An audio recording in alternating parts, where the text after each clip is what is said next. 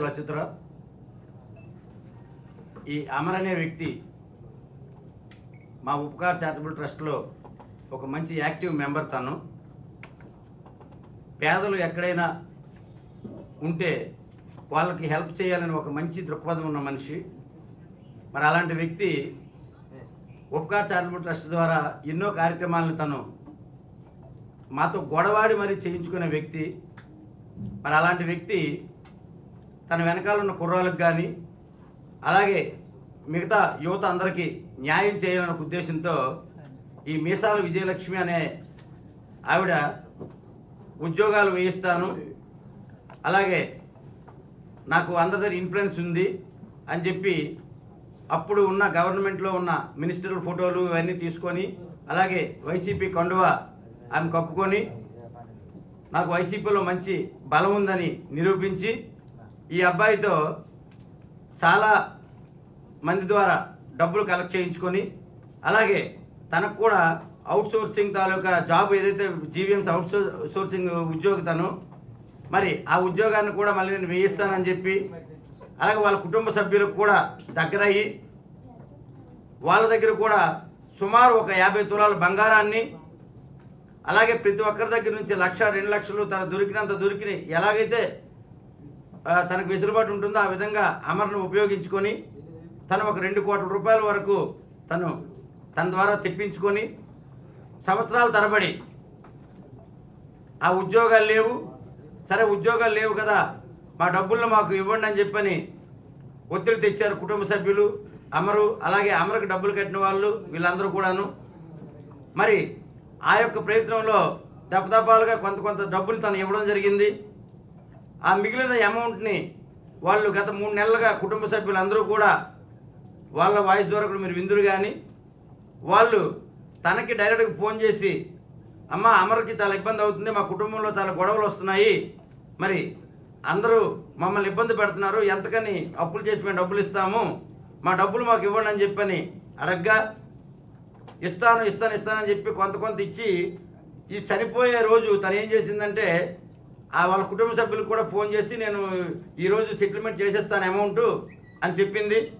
ఆ యొక్క సెటిల్మెంట్ పరిస్థితుల్లోనే తన్ని పిలిపించుకొని అది కిరాతంగా తన్ని 12 మంది వ్యక్తులు తను అలాగే తన భర్త అయినటువంటి మీసాల బాలకృష్ణ అలాగే కూరుబల్లి జ్యోతి కిరణ్, దాసర జగదీష్ అలాగే కడవల భరద్వాజ్, సీశెట్టి నాగభరణి అలాగే కందుకూరు వేణు అలాగే కందుకూరి ప్రశాంత్, అయితా అప్పలరాజు, జయంతి లక్ష్మీకాంత్ అలాగే సుధీర్ రూపేష్ అని 2 మైనర్స్తో కలిపి మొత్తం 12 మంది అతి దారుణంగా హత్య చేశారు.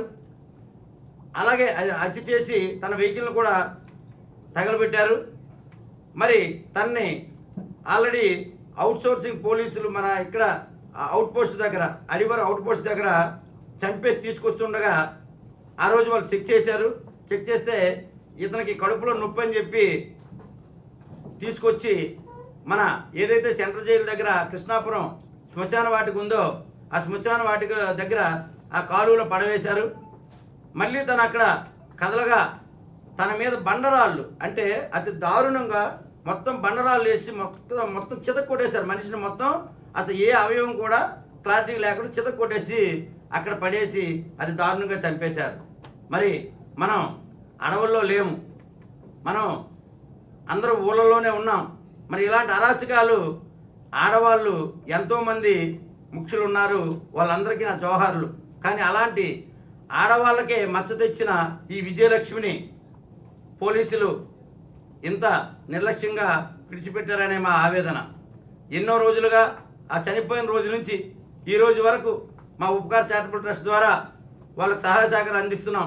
ఎందుకంటే మా ట్రస్ట్ ద్వారా ఉన్న కుర్రవాళ్ళని కాపాడుకోలేని దుస్థితిలో మేము ఉండటం మాకు చాలా బాధాకరంగా ఉంది. ఎందుకంటే ఒక యాక్టివ్గా ఉన్న కుర్రాడు, కొన్ని వేల మందికి సహాయం చేసే కుర్రాడు, అలాంటి వ్యక్తిని చంపేస్తే నేను ఎంతోమంది పెద్దలకు మొరపెట్టుకోవడం జరిగింది. వాళ్ళందరూ కూడా ఇదిగో అరెస్ట్ చేయిస్తున్నాం, అదిగో అరెస్ట్ చేయిస్తున్నాం అని చెప్పారు. మరి వాళ్ళ కుటుంబ ఆవేదన మీకు ఎవరికి అర్థం కాదా? అసలు అతనికి ఈ అమర్ అనే వ్యక్తికి 2 భార్యలు, మరి 4 పిల్లలు, 2 ఆడపిల్లలు, 2 మగపిల్లలు ఉన్నారు. మరి మన ప్రెస్లో మీడియాలో చాలా వరకు మరి ఎవరు రాంగ్ ఇన్ఫర్మేషన్ ఇచ్చారో మాకు తెలియదు. వాళ్ళు అక్రమ సంబంధంతో అబ్బాయిని చంపేశారని చెప్పని పేపర్లో రావడం జరిగింది. మరి దాన్ని మేము తీవ్రంగా ఖండిస్తున్నాం. అసలు అక్రమ సంబంధం అనే వర్డ్ అనేది ఇక్కడ లేదు. అసలు ఆ పదానికి ఇక్కడ అర్థం లేదు. ఎందుకంటే చాలామంది బాధితులు ఉన్నారు, వాళ్ళు కూడా కంప్లైంట్ చేయడానికి కూడా రెడీగా ఉన్నారు. మరి అలాంటి పరిస్థితుల్లో ఆ కుటుంబానికి చిన్న పిల్లలు 4 కూడా, 2 భార్యలు, వాళ్ళు ఒక రెల్లి కుటుంబానికి చెందిన వ్యక్తులు. అంటే ఒక దళితుడు వెనకబడిన కులాల్లో ఉన్న ఒక వ్యక్తికి అన్యాయం జరిగితే ఎవరు ముందుకు రాకపోతే చాలా బాధాకరంగా ఉంది. ఎందుకంటే వేదికల మీద ప్రతి ఒక్కరూ మంచి ఉపన్యాసాలు ఇస్తారు, మరి వాళ్ళకి న్యాయం చేస్తాం, వీళ్ళకి న్యాయం చేస్తాం అంటారు. మరి అలాంటి పరిస్థితుల్లో ఆమె తల్లికి ఈరోజు తిండి పెట్టలేని పరిస్థితి. ఎందుకంటే అలాగే భార్యలు 2 కూడా, వాళ్ళ కుటుంబాలు కూడా చాలా అధ్వాన పరిస్థితిలో ఉన్నాయి. ఎందుకంటే వాళ్ళ బంగారాలు అన్నీ కూడా తను తీసుకెళ్ళిపోయింది. మీ పిల్లలు పెద్దవాళ్ళు అయిన తర్వాత నేను ఇస్తానని చెప్పింది. అలాగే ఇవన్నీ ఎన్నో రకాలుగా మాయ మాటలు చెప్పి తను తప్పించుకోవడం జరిగింది. మరి పోలీసు వారు మేము వెళ్ళి అడగ్గా అందరూ దొరికారని చెప్పారు. ఆ తర్వాత ఈ 11 మందిని కూడా ఏం చెప్పారంటే, మాకు ఆ రోజు పోలీస్ స్టేషన్కి ఫ్యామిలీ అందరం మేము వెళ్తే అరెస్ట్ చేసిన ముందు అందరిని చూపిస్తామన్నారు. మరి ఈ 11 మందిని కూడా అరెస్ట్ చేశారా లేదా, అరెస్ట్ చేస్తే ఎవరిని అరెస్ట్ చేశారు, వాళ్ళు నిజమైన ముద్దాయిలేనా అనే ఒక డౌట్ వస్తుంది. మరి 12వ ముద్దాయి తాలూకా కారు దొరికింది, మరి వెహికల్స్ అన్నీ దొరికాయి. మరి ఆ ముద్దాయి, ప్రథమ ముద్దాయి ఆమె ఎందుకు దొరకలేదో మాకైతే అర్థం కావడం లేదు. మరి ఈ యొక్క మర్డర్ విషయంలో, ఈ అమర్ కుటుంబానికి న్యాయం చేసే విషయంలో నేను ఎవరినైనా కలుస్తాను, ఎక్కడైనా కలవడానికి నేను రెడీగా ఉన్నాను. ఈ కేసు విషయంలో ఎవరి సహాయానైనా నేను, వారి కుటుంబం తీసుకోవడానికి మేము సన్నద్ధంగా ఉన్నాము. కాబట్టి ఈరోజు ఈ తెలుగుదేశం, జనసేన, బీజేపీ కూటమి వాళ్ళు నన్ను అప్రోచ్ అయ్యి మా ద్వారా మేము న్యాయం చేస్తామన్నారు. కాబట్టి ఆ కుటుంబ సభ్యులందరినీ తీసుకొచ్చి ఈరోజు ఈ ప్రెస్ మీట్ పెట్టడం జరిగింది. మరి మన ఆవేదనే కాకుండా వాళ్ళ కుటుంబ సభ్యుల ఆవేదన కూడా ఒకసారి వినాలని మనవి చేస్తూ అందరికీ మరొకసారి నమస్కారం తెలియజేసుకుంటూ. నా పేరు ఉమా అండి. నేను వాళ్ళ పెద్ద భార్యని. గత 3 నెలల నుంచి అతను చాలా ఇబ్బంది పడుతున్నారండి. నేను అడిగాను, ఎందుకైతే ఇలాగ ఇబ్బంది పడుతున్నావు అని అడిగాను. తనైతే చెప్పలేదండి. కానీ ఇతను ఆవిడ దగ్గర బోల్డ్ డబ్బు పెట్టున్నానండి. అంతంత కాదండి, 2 కోట్ల వరకు పెట్టున్నానండి మధ్యవర్తుల కింద. డబ్బులు చాలా వరకు నేను అడిగానండి, ఏం చేసావు అని అంటే, ఇలాగ డబ్బులు ఒకరి దగ్గర తీసుకొని ఉద్యోగాలు ఇప్పించాను అని అన్నారండి. ఇవి ఎందుకు ఇలా చేస్తున్నావు, అసలు ఏం అవసరం నీకు, ఆవిడికి నీకు ఏంటి అని అంటే, ఇలా ఉద్యోగాలు వేయిస్తానని చెప్పి నా దగ్గర డబ్బులు తీసుకుంది. నేను అడుగుతుంటే ఆవిడ ఏం సమాధానం చెప్పట్లేదని చెప్పాడండి మా ఆయన గారు. మా బంగారం అలాగే ఒక్కొక్కరి దగ్గర 2 తులాలు 3 తులాలు తీసుకెళ్ళిపోయాడండి. మా దగ్గర అంటూ ఏం ఆదాయం కూడా లేదండి. ప్రజెంట్ ఇప్పుడు నాకు 2 ఆడపిల్లలు ఉన్నారండి. నేనైతే బట్టి చాలా ఆవేదన చెందుతున్నానండి. మా ఆయన న్యాయం జరగాలండి. అక్కడ న్యాయం జరగాలంటే నేను ఎక్కడికైనా వెళ్తానండి. సార్లు పట్టుకొని ఎక్కడికైనా మా కుటుంబం మొత్తం వెళ్తామండి. దానికైతే న్యాయం జరగాలండి. తను ప్రతి ఒక్క విషయంలో కూడా ముందుండేవారండి. నాకు ఏటి మాట్లాడాలో కూడా అర్థం కావట్లేదండి. ఇప్పుడు కూడా ప్రజెంట్ చాలా బాధపడుతున్నామండి. 2 కుటుంబాలు అన్యాయం అయిపోయిందండి. మా అత్తయ్య గారు అన్యాయం అయిపోయారండి. ఏటి మాట్లాడాలో తెలియట్లేదండి.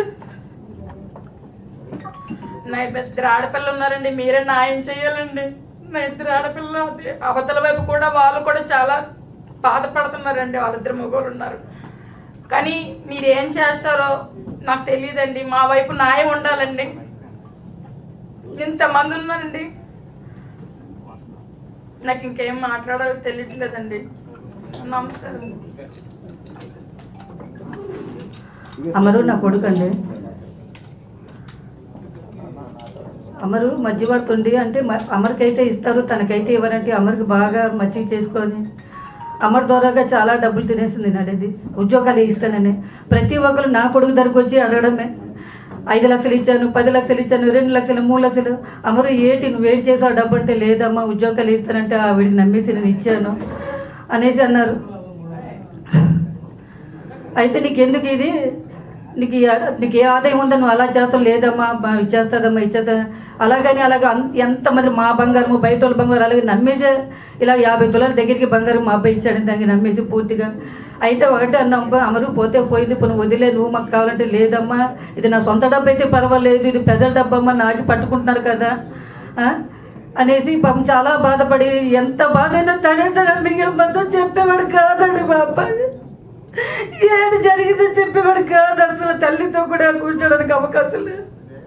ఒక్క 5 నిమిషాలు కూర్చొని మాట్లాడించింది కాదు అది. పక్కన మీకు మీ డబ్బు బంగారు సట్లు చేస్తాను రా అనేసి నా కొడుకు అంత కిరాతంగా చంపేసిందండి. నా కొడుకే మాకు ఆధారపడి ఇంకా మేము కుటుంబం రోడ్డు పడిపోయి ఇంతవరకు మేము తినకపోయినా మేము అలా ఇంట్లోనే పడి ఎవరితో మా బాధ మేము చెప్పుకునే వరకు కాదు. ఇప్పుడు నా కొడుకు చచ్చిపోయాడు కాబట్టి ఈ బాధ మీకు బయటకు వస్తుందండి. మా కుటుంబాన్ని రోడ్లు పడిపోయి ఉంటుందండి. మా అందరికీ మీరందరూ మాకు న్యాయం చేస్తానని నమ్ముతున్నాను తండ్రి. ఇంకా నాకు మాటలు ప్లే ఉంటుంది దయచేసి. నమస్కారం. నేను అతని చిన్న భార్యని. నా పేరు రాజేశ్వరి. ఆయన గారు కొన్ని రోజులు బట్టి చాలా సఫర్ అవుతున్నారండి ఆర్థిక పరంగా. అంటే ఆమెను నమ్మి చాలా డబ్బులు అందరి దగ్గర ఉద్యోగాలు వేయిస్తాననేసి అని చెప్పి మా ఆయన గారిని నమ్మించి చాలా డబ్బులు కూడా మా ఆయన ద్వారా మధ్యవర్తిగా ఉండి దానికి చాలా డబ్బులు కట్టారు. దానివల్ల ఎవరి దగ్గర అయితే అమౌంట్ తీసుకున్నారో వాళ్ళందరూ ఇంటికి రావడం, ఇతని మీద ప్రెషర్ పెట్టడం, ఇతనేమో ఆమెకు ఫోన్ చేసి అడిగితే ఇదిగో ఇస్తాను అదిగో ఇస్తానని చెప్పానని అలా చెప్పుకుంటూ వచ్చింది. కానీ ఆ రోజు ఏమైందో తెలీదు. శుక్రవారం కొంచెం డల్గానే ఉన్నాడు. వెళ్తున్నప్పుడు కూడా కనీసం ఒక మాట చెప్పలేదు. శుక్రవారం నైట్ కూడా ఫోన్ చేస్తే డల్గానే మాట్లాడారు. కాకపోతే ఆవిడ ఎప్పుడు కూడా మాకు ఇంట్లో వాళ్ళందరినీ బ్లైమ్ చేయడం అయితే మాత్రం డబ్బులు అడుగుతున్న సరికల్లా మా ఆయన ఏదో ఆవిడని పర్సనల్గా ఏదో టార్చర్ పెడుతున్నట్లుగా ఏదో చెప్తూ వచ్చేది. కానీ మేము ఎప్పుడు కూడా మేము నమ్మలేదు. అదేవిధంగా డబ్బులు కట్టిన ప్రతి ఒక్కరు కూడా ఒకటే మాట, లేదు అన్నీ కూడా మాకు ఇస్తారని నమ్మకం ఉంది, కానీ ఆవిడ మీద మాకు నమ్మకం లేదు. అన్నీ అని వెలగిస్తావు, మాకు తెలీదు, ఇవ్వు అని చెప్పి మా ఆయన గారు మేము చాలా ప్రెషర్ పెట్టారండి. తర్వాత మా ఇంట్లో వాళ్ళ బంగారం తర్వాత ఉద్యోగాలు వేయిస్తానని చెప్పాను. నేను మనీ పరంగా కాదండి, ఆవిడ డబ్బుల పరంగా ఈ బంగారం పరంగా కూడా చాలా మంది దగ్గర బంగారం అది కూడా తీసుకున్నది. ఆ బంగారం అది తీసుకున్న బంగారం అది ఇస్తానని చెప్పి పిలిచి ఇలా చేశారండి. మాకైతే మాత్రం మాకు దిక్కైనా ఏదైనా మాకు మా ఆయనే, ఇంకా మాకు ఏవి కూడా తెలీదు. తనకు అక్కడ 2 ఆడపిల్లలు, నాకు 2 మగపిల్లలండి. మాకైతే మాత్రం న్యాయం జరగాలంటే సార్ ద్వారా సార్ ఎక్కడికి రమ్మంటే మేము అక్కడికి వస్తాం. మా ఆయన చంపిన ప్రతి ఒక్కరికి శిక్ష పడాలండి. వాళ్ళకి ఎట్టి పరిస్థితుల్లో కూడా బెయిల్ రాకూడదు. మా ఆయన ఎంత వేదన అనుభవించారు, దానంతటికీ కూడా అంతకు మించిన శిక్ష వాళ్ళు అనుభవించాలి. మీరందరూ కలిపి న్యాయం చేస్తారని